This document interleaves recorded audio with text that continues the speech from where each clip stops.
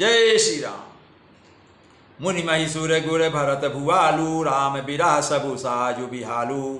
प्रभु गुण ग्राम गणत मन माही, सब चुपचाप चले मग जाही। मुनि ब्राह्मण गुरु वशिष्ठ जी, भरत जी और राजा जनक जी, सारा समाज श्री रामचंद्र जी के विरह में विह्वल है, अर्थात दुखी है। प्रभु के गुण समूहों का मन में स्मरण करते हुए सब लोग मार्ग में चुपचाप चले जा रहे हैं। जमुना उतरी पार सब भयऊ, सो बासरु बिनु भोजन गयऊ। उतरी देव सरि दूसर बासु, राम सखा सब कीन सुपासु। पहले दिन सब लोग यमुना जी उतरकर पार हुए, वह दिन बिना भोजन के ही बीत गया। दूसरा मुकाम गंगा जी उतरकर अर्थात गंगा पार कर श्रृंगवेरपुर में हुआ। वहाँ राम सखा निषाद राज ने सब सुप्रबंध कर दिया, अच्छी तरह से प्रबंध कर दिया, क्योंकि उनके घर पहुँच गए, उनके नगर पहुँच गए।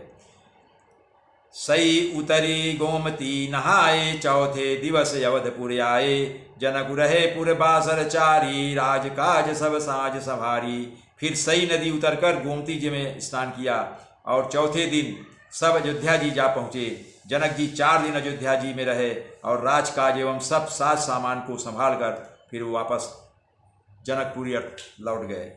सौंप सचिव गुर भरतहि राजू, तेरह हुति चले साज सब साजू। नगर नारी नर गुर सिख मानी, बसे सुखेन राम रसधानी। जनक जी ने सब राजकाज और सब साज सामान को संभालकर तथा मंत्री गुरुजी तथा भरत जी को राज सौंपकर सारा साज सामान ठीक करके तिरहुत अर्थात जनकपुर चले।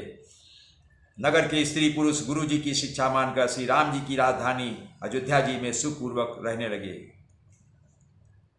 राम दरस लगी लोग सब, करत नेम उपवास। तजी तजी भूषण भोग सुख, जियत अवधि की आस। सब लोग श्री रामचंद्र जी के दर्शन के लिए नियम और उपवास करने लगे। वे भूषण और भोग सुखों को छोड़कर अवध की आशा पर जी रहे हैं। सचिव सुसेवक भरत प्रबोधे, निज निज काज पाई सिख बोधे। पुनि सिख दीन बोली लघु भाई, सौंपी सकल मातु सेवकाई।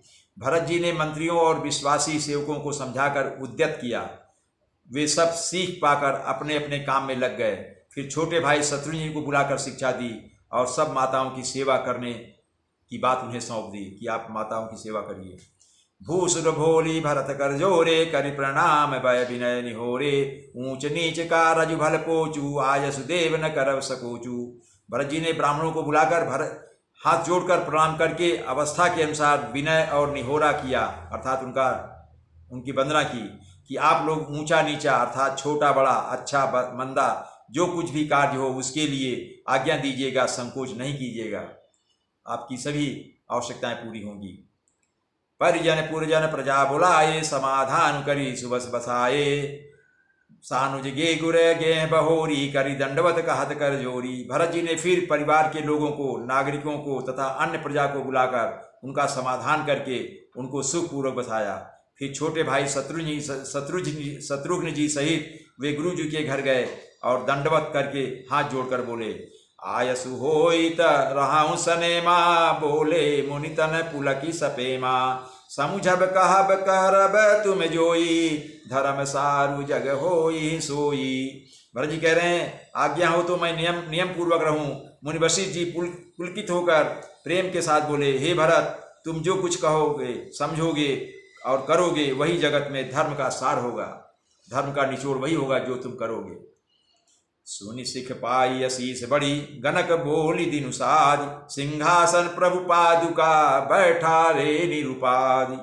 भरत जी ने यह सुनकर और शिक्षा तथा बड़ा आशीर्वाद पाकर ज्योतिषियों को बुलाया और दिन अर्थात अच्छा मुहूर्त साध कर प्रभु की चरण पादुकाओं को निर्विघ्नता पूर्वक सिंहासन पर विराजित करा दिया, अर्थात सिंहासन पर चरण पादुकाओं को स्थापित कर दिया। राम मातु गुर पद सिरुनाई, प्रभु पद पीठ रजाय सुपाई। नंदी गांव करी परन कुटीरा, कीन निवासु धर्म धुर धीरा। फिर भरत जी श्री रामचंद्र की माता कौशल्या जी और गुरु जी के चरणों में सिर नवाकर और प्रभु की चरण पादुकाओं की आज्ञा पाकर धर्म की धुरी धारण करने में धीर भरत जी ने नंदी ग्राम में पर्णकुटी बनाकर उसी में निवास किया, वहीं पर्णकुटी में रहने लगे। जटाजूट सिर मुनिपटधारी, महिखनि कुश साथरी समारी। असन बसन बासन व्रत ने माँ, करत कठिन ऋषि धर्म सप्रेमा। सिर पर जटाजूट और शरीर में मुनियों के वल्कल वस्त्र धारण कर पृथ्वी को खोद कर उसके अंदर कुश की आसनी बिछाई। भोजन, वस्त्र, बर्तन, व्रत, नियम सभी बातों में वे ऋषियों के कठिन धर्म का प्रेम सहित आचरण करने लगे।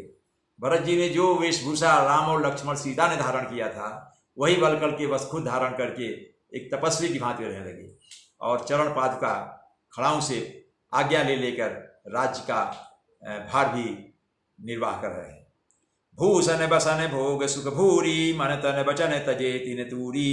अवध राजु सुर राजु सिहाई दशरथ धनु सुनी धन दुल जाई। गहने और कपड़े और अनेक प्रकार के भोग तथा सुखों को मन तन और वचन से तृण तोड़कर अर्थात प्रतिज्ञा करके त्याग दिया। जिस अयोध्या के राज को देवराज इंद्र सिहाते हैं और जहाँ के राजा दशरथ जी की संपत्ति सुनकर कुबेर भी लजा जाते हैं, उस अयोध्या जी में भरत जी इस प्रकार निवास कर रहे हैं। तेहि पुर बसत भरत बिनुरागा चंचरी के जिमि चंपक बागा। रमा बिलासु राम अनुरागी तजद बमन जिमि जन बड़ भागी। उसी अयोध्यापुरी में भरत जी अनासक्त होकर, मतलब उनको राज से कोई आसक्ति नहीं है, कोई भी आसक्ति नहीं, कोई भी लगाव नहीं, एकदम विरक्त हैं। उसी अयोध्यापुरी में भरत जी अनासक्त होकर इस प्रकार निवास कर रहे हैं जैसे चंपा के बाग में भौरा। श्री रामचंद्र जी के प्रेमी बड़भागी पुरुष लक्ष्मी के विलास और भोगैश्वर्य को वमन की भांति त्याग देते हैं, फिर उसकी ओर ताकते भी नहीं। राम प्रेम भाजन भरतु बड़े न यही करतूति। चातक हंस सराहियत टेक विवेक विभूति।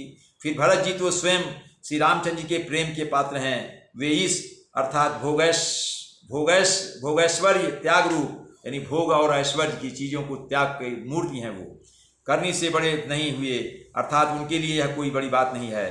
पृथ्वी पर का जल ना पीने की, टेक से चातक की और निर्छेद विवेक की विभूति, शक्ति से हंस की सी सराहना होती है। जय श्री राम।